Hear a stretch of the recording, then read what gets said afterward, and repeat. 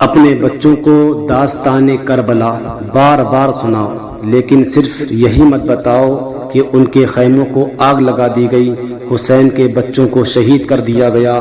حسین کی خواتین کے سروں سے چادروں کو کھینچ لیا گیا، حسین کے قافلے پر ان کے خیمے پر پانی کو بند کر دیا گیا، بلکہ حسین کے بارے میں بتاؤ کہ حسین کا بیٹا علی اکبر کی جب تلوار چلتی تھی تو ہزاروں یزیدیوں کا سر تن سے جدا کر دیا کرتی تھی،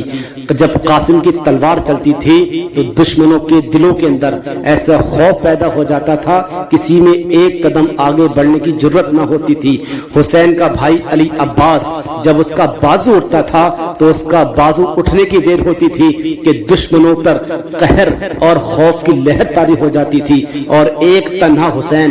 22,000 کے لشکر جرار پر کیسا بھاری پڑا تھا کہ آج تک یزیدیوں کے دلوں کے اندر حسین